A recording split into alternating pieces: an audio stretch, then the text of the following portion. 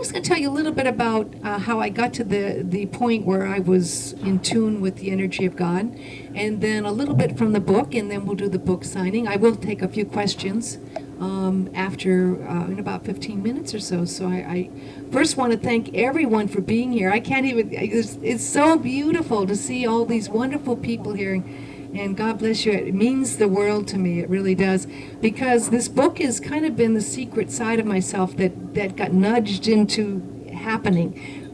I started when I was 12 years old on the spiritual path after my father passed away. And I think some of you probably heard the story before, but my father was very, very intellectual and was not the kind of person who believed in life after death or anything like this. He passed away, and my mother said he came to her 3 days after his death, kissed her on the forehead, and said, "There is a forever," which is the title of the CD, because when my mother passed away, she came to me in the spirit of music and gave me the words and songs that made this CD, "There is a Forever." I think she was nudging me always, too, because she always said, "You've got to share your messages, Cindy." And I had an experience when I was about 12. I went into reading all the books that I could read in the spiritual field. And I was one of those people. Have you ever met those people who don't stop talking about God, and they're out there all the time and trying to tell you about how great it is? Well, I was doing that at Beverly Hills High School. And that was really quite an experience, because they weren't quite getting it. I had one teacher that said, "Are you trying to proselytize a new religion?" in one of the papers I did. So, well, I don't know. I'm just writing down what my experiences are. And when I was 15, I had this amazing experience with God that really truly changed my life. I wasn't stoned. Everybody, were you high or something? I said, no. I was just there, and this light came and drew me up, up, up, up, and out of my body and into the universe. And the light was the brightest, most brilliant, like 1,000 suns. This amazing, intense light. And then the love came into my heart and opened my heart open, and I experienced first nothingness, and in nothing, no thing is everything. And I experienced this love and light, and it truly changed my entire perception of the world. And I realized that everything I'd been going around and trying to tell to other people, I was trying to tell myself. And the words were right, but the reality is, I found that God truly is, and the Spirit of God is truly in every single one of you, and that we choose to be right where we are, and we are in the place where we can be learning the best way from God. But we are choosing to be. We're choosing to be here now, and that's where our teachings are. And I decided to be a servant of this light and love at that age, which meant at that time I was so shy I literally would go and hide under a bed if someone knocked on the door.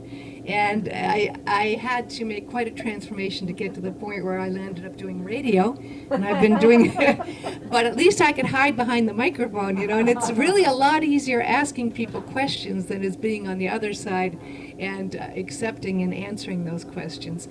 What I found was that God is indeed in all of us. And when I would be doing the teachings for Dr. Paul Masters, I would just say, you have it inside you. You are alive with this amazing Spirit of God, and you can tap into your own energy. And you can tap into your energy and then go to God. And that energy can transform you, and it can really, you truly will see things in a different light if you can go inside. So I did this, and I also did some Zen studies.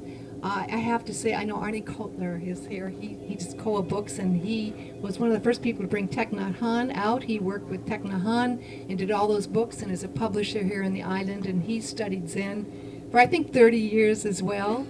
And I think what I found in Zen was this amazing authenticness that you truly would put yourself into every single moment with your awareness and with your beingness.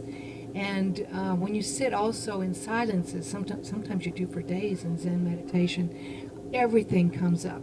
And you have to deal with it. Every side of yourself, all of you, you learn the greatest acceptance. But I also had this great love of Christ, because I would sit there and get these amazing energy messages after I would meditate, and I'd always write them down. I think I have something like 50 journal books. Do any of you do journal writing? Well, you know what it's like. You write them down, you write them down, you write them down, and at one point, a couple years ago, I just got the inner guidance to say, okay, it's time. It's time for you to get this out, and you have to get it out in a book. And I went, oh, how do I do this? I don't know how to do this. Because I'm not a real organized person. It meant going through a lot of journals and books and putting them all together. But if you know anything about the spiritual field and the connection to God, you know that when you get a nudge, if you don't follow the nudgingness, you really land up getting nudged again a little harder. And so gracefully from the Holy Spirit, you'll get nudged again until you land up doing it. I have interviewed many spiritual people, and I've been blessed to interview Alan Cohen and many other wonderful people, including Neil Donald Walsh and Ram Dass, Mary's friend, and many others here. But for me to take it on and show this side of myself that was kind of a secret to the world, I was really kind of a little bit concerned how I had merged that side of myself, which was the spiritual self that meant so much to me. It was almost like a personal love affair with God. How I take that and bring this out to the world. Hi, Eric. How you doing? And so I had to turn the project over to God many times and just surrender to the process. And because I did, then I had the amazing blessings of a few people like Chris, who's the general manager here at Borders, who decided to take on ordering 40 books without me ever having published a book before.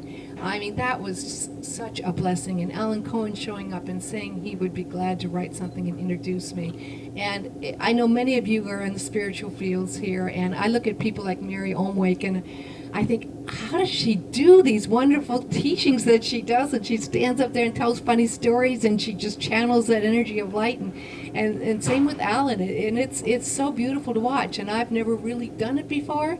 So I am so blessed to be able to be forced by God to stand up here and do this today. I really feel that it is time, as Alan said, I think it is time that we take light and put it to use for us. We know how important light and love is in our lives. And the time is now. And I don't know the shape and form of what's going to be coming with this book, but I surrender to the process and everything that happens with it, and I couldn't ask for more than what I've had from the support of the people who are here today. It means so much to me. I designed the book so that there are messages. I call them messages. Someone said they're poetry, and I never quite thought of it as poetry, but I put the messages on the left side, and there's exercises on the right. When I first started writing this book, I thought there'd be about, I don't know, maybe 15, but every day I would meditate and another one would come and another one would come. And they're exercises that you can use in all parts of your life. Grace here knows about diet. There's exercises about food and energy. Thank God for Emoto, who wrote that book about light.